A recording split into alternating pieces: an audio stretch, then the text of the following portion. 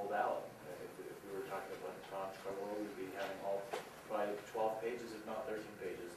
We have 5 statewide issues which have lengthy verbiage on them. So, oh, I'm sorry, 4 statewide issues. And some people are going to read the first one. Yeah, even though it's withdrawn, but that is one of the causes that we're having out there. Plus, I think it's high interest in this election. Thank you. How long does it take to move? About 10 to 15 minutes to vote for ballots. We're not enforcing the 5-minute rule. Jackie, you had a question. You have an answer. I don't have an answer. Never heard a question, but I can tell you what happened. We had a call that late this morning. Most of the calls and commands are coming from the observers. And so we had a call this morning. Lakewood United Methodist Church, which has Lakewood 2 F, E, M, and Q. And then we got a phone call from the observers that someone had put up a sign that said Q had moved to Westerly Apartments. Now, the church is located at 15700 Detroit. The apartments at 14312 Detroit. But then the voter got, how they knew about it was that the voter went to Detroit, to the Westerly Apartments, and told them what had happened. So we got the call from the observer, and we had the sign taken down, and they just keep moving on. This happened this morning when everything was jumping. Jackie, I think the question we had, did anybody notify the Lakewood police about posting this on? No, I didn't. Do you think we should do that? If somebody's trying to misdirect voters, they're interfering with the election process. I think we ought to notify the local authorities so that they can keep their eye out. Okay. Right? Anything else? Like I said, most of my calls were from the observers. And I know I heard Jane make comments about Nottingham Heights. I had also got a call. We were also overseeing or making sure that we had additional ballots printed in those areas that we're using up-to-date ballots this morning. So we have had additional ballots printed and the printers delivered those to the location. So they're there to print them in. How many precincts do you comfortable in scan ballots? Would you estimate? Approximately 20. About 20 precincts? That's an estimate. And how long were they using them? Do you have any idea?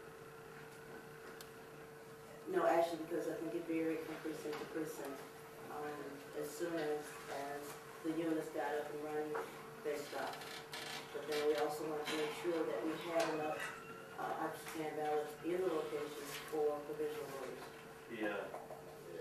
That I'm aware of, the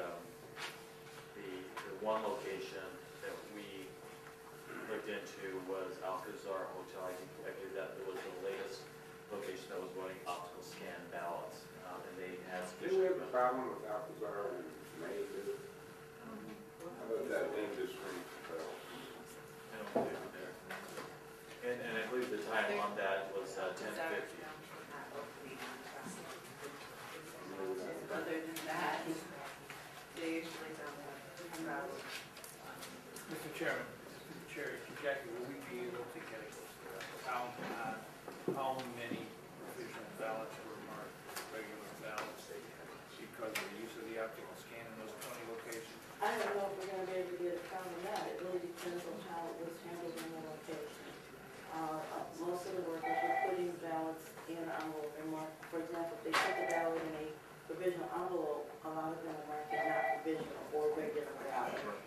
So until they come in tonight and we get a chance, an opportunity to see how these ballots come in, we'll We'd be interested in seeing if at all possible. We'll assign some staff to be because I think it'd be better to do that now as opposed to later when they're all flooding in. Or we can call them and just simply we can call this person to know who they are and have them make an effort to separate what were provisional and what were obviously ballots of village because of the emphasis. Mr. Chairman, to our legal counsel, is it possible under Title 35 for us to count those optical scan ballots, which should be regular ballots, tonight? Yes, they're cast as regular ballots. Yeah. So I have a question. Can we do it? I gotta ask the technical people, I think the question is, and I guess I'll go with Mr. Hayes. Mr. Hayes, do we have the ability to count regular optical scan ballots this evening that are not provisional? I mean, can we reopen the scanning process? Chairman, I don't have the faintest idea. I mean, I'll be honest with you, but you can, is it mechanically possible? Sure it is, once you get all the memory cards in, to be able to go out and then ship and restart up an optical scan. My only concern would be, obviously these are individuals that we want to make sure that we provide due diligence, and my recommendation would be that to err on the side of caution and make sure that we have them all in the right place and provide them with safe custody, rather than trying to put them into a hurried up process this evening. I would suggest we want to go through and put them as part of the official, same as we would for same as in the punch card world. If there were ballots that kind of came in, you're going to get some of these things that are going to be in optical, going to be in provisional ballot envelopes, or they'll be in provisional ballot envelopes marked differently. So I would just err on the side of caution and want to run them through with all the other scan operations, so you can do the diagnostic testing and the LNA testing and everything else you did on the front end of this last scanning day. So that would be my suggestion. Is it mechanically possible to do it? Probably. I mean, I just don't know at this point. I can go down and probably figure it out and get an answer for you whether we can do it or not. But you're basically shutting down one. The real key is how many. We just don't know how many ballots are involved in this. Well, the most number of pages that you have at any location was, I believe, Michael, 75. Correct? I read that every single precinct was 75. The minimum was 75. A minimum of 75. So you would figure out it. You could, the most that I heard at any one point, when it was in Coventry Elementary, which I think was 100, had people had voted absentee or had voted using optical scan ballots today. So I don't think it's going to be an enormous number. And you have to also then rebatch them. You have to sort them by city, ward, and precinct. There is a process you have to go through to make sure that the system accepts them. So there is some back-end work you'd have to do, and would ultimately delay the count for this evening. But it's just, again, if this is the direction of this board to try to figure out if we could do that, we would just try to figure out how to do it. Well, it would be nice to have an idea of how many are in that category.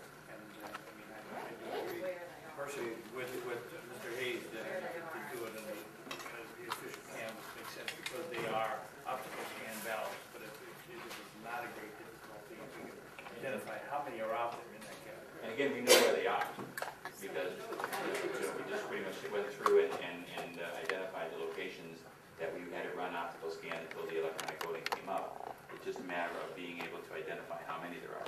And these are approximately 20 precincts, am I correct? That's an estimate. That's That's an estimate. That's an estimate. It could be higher or lower. I know I was going to be asked. It's not going to be a problem to get the number though, am I correct? To be able to call the precincts. The ones that we're aware of. The ones that you're aware of.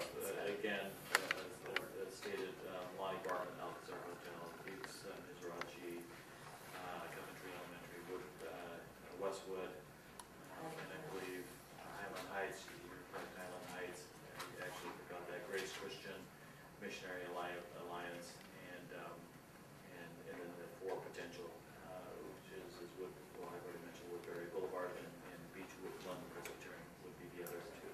Mr. Chairman, I believe that we are planning on scanning in write-in optical scan ballots, people who have in fact sent an absentee and written a name in, maybe 100-some ballots there. And that's going to be done actually prior to